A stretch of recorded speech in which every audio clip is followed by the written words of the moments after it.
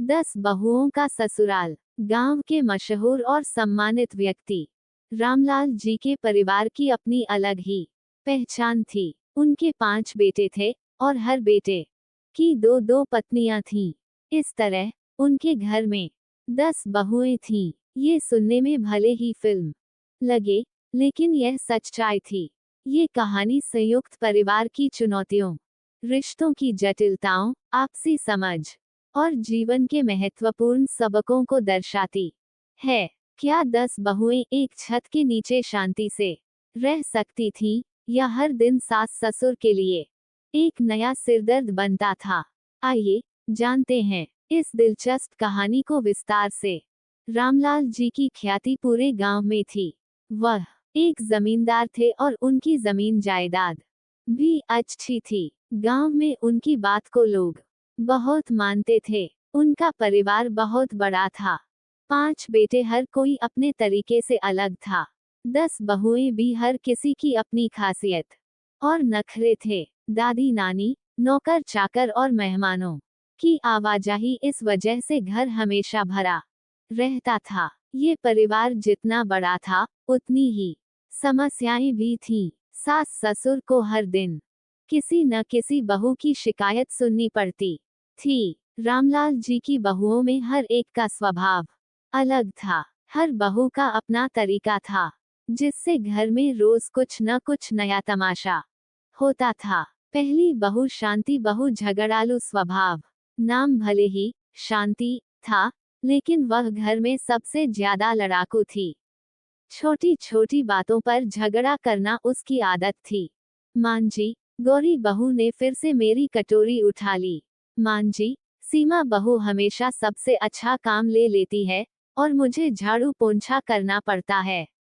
दूसरी बहू सीमा बहू समझदार और शांत।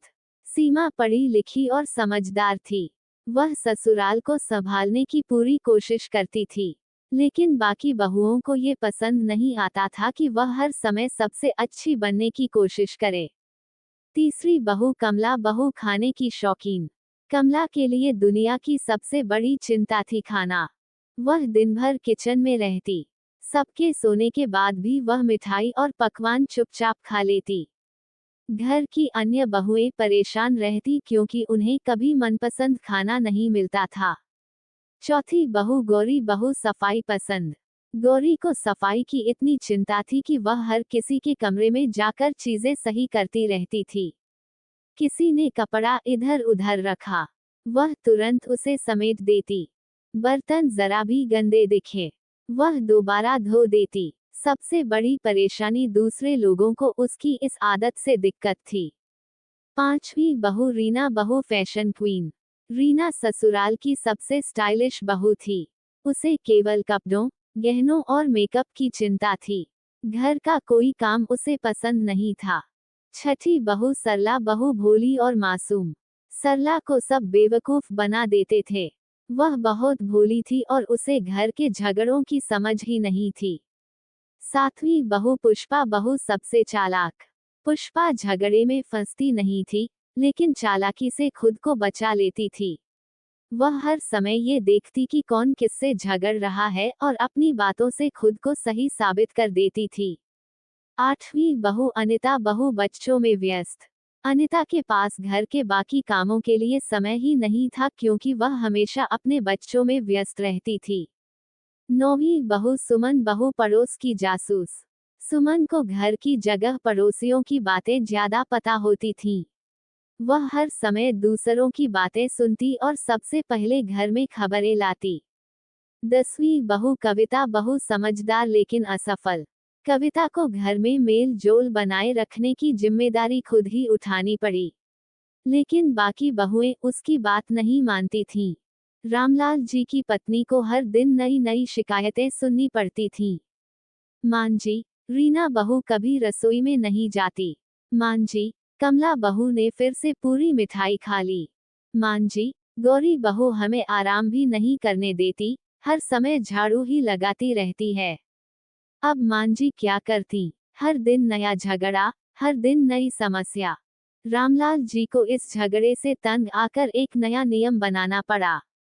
उन्होंने घोषणा की, अब हर बहू को एक एक हफ्ते के लिए पूरे घर की जिम्मेदारी लेनी होगी। इसका मतलब शांति बहू को झगड़े के बजाय घर संभालना पड़ा। रीना बहू को मेकअप छोड़कर झाड़ू लगानी पड़ी। कमला बहू को सिर्फ खाने के बजाय दूसरों के लिए भी खाना बनाना पड़ा। धीरे धीरे सभी बहुओं को एहसास हुआ कि हर काम की अपनी अहमियत होती है। इस नियम के बाद सब बहुएं जिम्मेदार हो गईं। शांति बहू ने झगड़ना कम कर दिया। कमला बहू को एहसास हुआ कि खाना बनाने में मेहनत लगती है।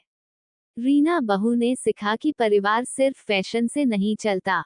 अब घर में पहले से ज्यादा शांति, प्यार और आपसी सहयोग था। परिवार में हर किसी का योगदान जरूरी होता है। हर किसी को दूसरों की जिम्मेदारी समझनी चाहिए। झगड़ों से कुछ हासिल नहीं होता, समझदारी से सुलझाना बेहतर है। एक अच्छा परिवार वही होता है जहां सभी लोग मिलकर काम करें।